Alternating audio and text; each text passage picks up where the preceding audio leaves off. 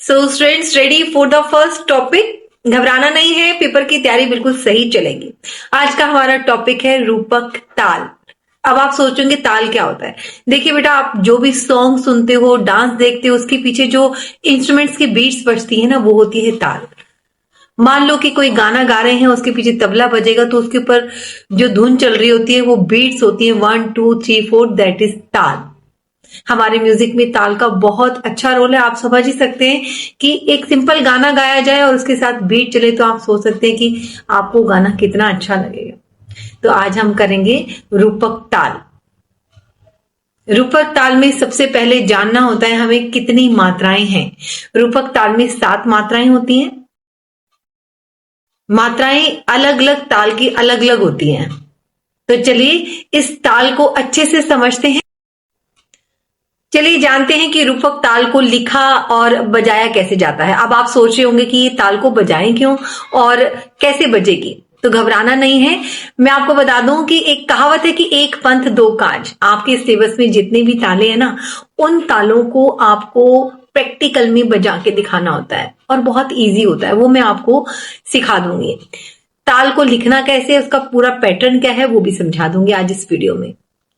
तो आप ये समझिए कि जब भी कोई गाना स्टार्ट होता है ना, तो पहले बिल्कुल स्लो होता है, तो उसके साथ हमारी ताल भी स्लो होती है। जब गाना थोड़ा सा आगे तेज होने लगता है तो हमारी ताल भी आगे बढ़ने लगती है। फिर तिगुन मतलब गाना और फास्ट हो गया, और जब बहुत फास्ट हो गया तो हमारी ताल भी बहुत फास्ट होगी, यानी वो चौगुन में चले गई। आपको एक गुण, दुगुन, तिगुन और चौगुन चारों समझने हैं। एक गुण समझ में आ गया तो आपको सब समझ में आ जाएगा। आप भी सोच रहे होगे कि हम म्यूजिक लेके कहाँ फंस गए, है ना। इतना कुछ करना पड़ेगा, बहुत कुछ नहीं करना पड़ेगा, बस मेरे साथ बने रहिए। चलिए जानते हैं कि आज इस रूपक ताल को कैसे लिखना है। और आपको एक बहुत अच्छी बात मैं बताऊं कि एक बार आपको एक ताल का पैटर्न लिखना आ गया ना, सारी तालें वैसे की वैसे ही लिखनी है। आपको दिक्कत नहीं आएगी बिल्कुल भी कि मात्राएं हैं तो अगली ताल में भी वैसे लिखनी है। उसके चिन्ह होते हैं वो भी वैसे ही लिखने होते हैं, बोल लिखने होते हैं वैसे लिखने होते हैं। तो आपको सिर्फ एक बार समझना है कि ताल को लिखना कैसे है और बजाना कैसे है। तो आइए सबसे पहले मैं आपको बताती हूँ ताल को लिखना कैसे है। चलिए मेरे साथ। तो रेडी हैं आप सब। देखिए ताल को लिखने का तरीका। सबसे पहले ऊपर हम ताल का नाम लिखेंगे, जैसे कि इस ताल का नाम है रूपक ताल। ऐसे ही आपको हर ताल का नाम लिखना है सबसे पहले। और यह है एक गुण मतलब सिंगल। अब मात्रा, मात्रा क्या होती है, काउंटिंग होती है बेटा। ये देखिए इस रूपक ताल में 7 मात्राएं हैं। हम सिंपल काउंटिंग लिख देंगे 1 2 3 4 5 6 7। ये आप लाइनें देख रहे होंगे, इसको हम पार्टीशन बोलते हैं। क्या बोलते हैं, पार्टीशन। लेकिन आपका म्यूजिक हिंदी में है तो संगीत में इसको विभाग बोलते हैं। विभाग, भाग करना होता है ना, 2 भागों में बांटना, ऐसे ही म्यूजिक में विभाग बोलते हैं।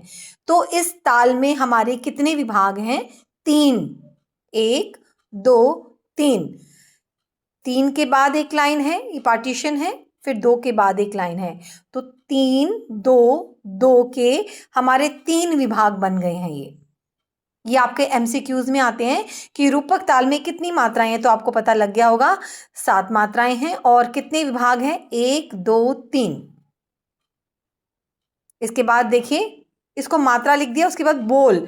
इस रूपक ताल के बोल क्या हैं, तिन, त के ऊपर छोटी बिंदी है ये, और छोटी की मात्रा है तिन तिन्ना, धिन्ना धिन्ना। फिर से तिन तिन ना, धिन ना धिन्ना। अब कोई भी सॉन्ग है वो लगातार नहीं बजता है, कहीं रुकता भी है और कहीं फास्ट भी होता है। तो ये चिन्ह देखिए, ये 0 लगा है, 0 का मतलब खाली, और ये है सम, क्रॉस का निशान, इसको हम सम बोलते हैं। मतलब पूरी सॉन्ग में जितनी भी हमारी ताल बजती है वो यहीं आकर रुकती है और यहीं से स्टार्ट होती है, वो सम होता है। 0 और खाली यहाँ पर क्यों लगा है, क्योंकि रूपक ताल ऐसी ताल है जो खाली से भी स्टार्ट होती है और ताली से भी। ये आप एमसीक्यू आपका आता है, आपके भारतीय शास्त्रीय संगीत में ऐसी कौन सी ताल है जो ताली और खाली से स्टार्ट होती है, तो वो सिर्फ एक ही ताल है, वो है रूपक ताल। तो यहां पर हमने क्या लगा देना है, 0 खाली, ये सम, ये ताली है दूसरी और ये है तीसरी। ये ताली कैसे होगी ये मैं आपको अभी प्रैक्टिकल करके दिखाऊंगी। तो यहाँ पर क्या आएगा 0, 2 और 3, ये आपका एक गुण हो गया। अब देखिए दुगुन, दुगुन में आपको फिर से मात्राएं लिखनी है। अब क्या करना है आपको, एक मात्रा पे ये दो बोल इकट्ठे कर देने हैं, 3 3, ये देखिए, फिर नाधिन, ये देखिए, फिर इस तरह से 2 2 2 करके आपको ये ताल 7 मात्राओं में 2 बार आपको लिखनी है, तब आपका ये बन जाएगा दुगुन। जैसे 3 3, नाधिन नाधिन नातिन, तिन्ना धिन्ना धिन्ना। और जो चिन्ह है वो बिल्कुल सेम रहेंगे जैसे हमने ऊपर लिखे थे, बिल्कुल सेम। आपका एक गुण हो, दुगुन हो, तिगुन हो या चौगुन हो, जो भी हो, आपका जितना भी दुगुन तिगुन चौगुन में चिन्ह लिखने हैं वो सेम लिखने हैं, कोई इसमें बदलाव नहीं है। विभाग भी सेम आएंगे। ये देखिए एक गुण, दुगुन, और अभी मैं आपको तिगुन भी दिखाती हूँ। ये देखिए इसका तिगुन, तिगुन में भी सेम मात्राएं हैं और सेम आपके साइन हैं, चिन्ह हैं, लेकिन आपने क्या करना है, यहाँ पर एक मात्रा पे 3 बोल इकट्ठे कर देने हैं, 1 2 3 1 2 3, एक गुण में से देखकर। ऐसे ही चुगुन में 4 4 बोल इकट्ठे कर देने हैं। ताल वही की वही रहेगी आपकी बिल्कुल। इसके बाद आपका आता है ताल परिचय। ताल परिचय बेटा आपके वाइवा में भी आपको सुना जाएगा और आपको पेपर में भी लिखना होता है। देखिए इसमें 7 मात्राएं और 3 विभाग होते हैं। पहले विभाग में 3 मात्राएं, दूसरे में 2, तीसरे में 2। पहली मात्रा पर सम है, ये देखिए, और खाली दोनों होते हैं। चौथी मात्रा पर दूसरी ताली और छठी मात्रा पर तीसरी ताली होती है। इसका प्रयोग कहाँ पर होता है, गीत में, गज़ल में, भजन में, और यह ताल तबले पर बजाई जाती है। अब इसको प्रैक्टिकल कैसे करना है वो मैं आपको बताती हूँ। अभी आप इसको ध्यान से पढ़ें और इसको लिख के देखें, एक गुण, दुगुन, तिगुन, चुगुन। जब तक आप इनको लिख के नहीं देखोगे आपको नहीं आएगी। आपकी ताल में 2 चीजें इंपॉर्टेंट होती हैं, एक होती है ताली और एक होती है खाली। खाली वहां होता है जहां 0 का साइन होता है और जब हमारा गाना रुक जाता है और हमारा तबला या ढोलक वहीं पर ही रुक जाता है, और ताली पे हम इस तरह से साइन करते हैं और खाली पे इस तरह से। तो ये जानते हैं कि रूपक ताल को बजाते कैसे हैं। आज मैं आपको एक गुण और दुगुन दोनों बजाना सिखाऊंगी। पहले इसके बोल हम लर्न करेंगे। बोल हैं तिन तिन ना, धिन ना, धिन्ना।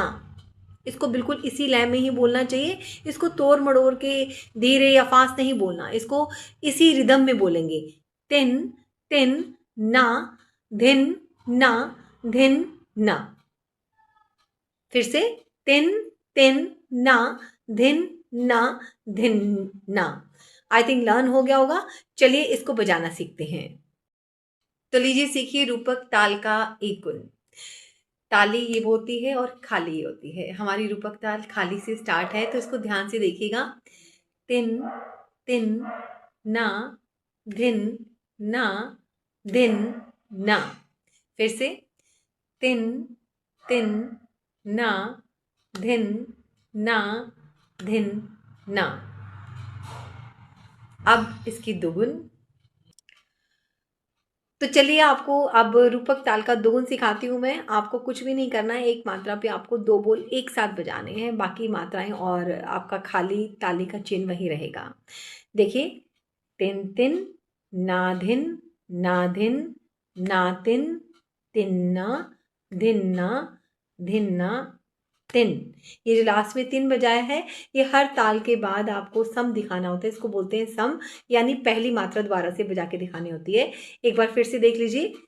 तिन तिन नाधिन नाधिन नातिन तिन्ना धिन्ना धिन्ना तिन। तो आज आपने सीखा रूपक ताल को कैसे लिखना है, कैसे बजाना है, और आपको समझ भी आ गया होगा। अगर नहीं आया तो सारी वीडियो दोबारा से देख लें, और इस वीडियो को जितना हो सके शेयर कीजिए, कमेंट कीजिए और सब्सक्राइब कीजिए। Thank you, bye bye.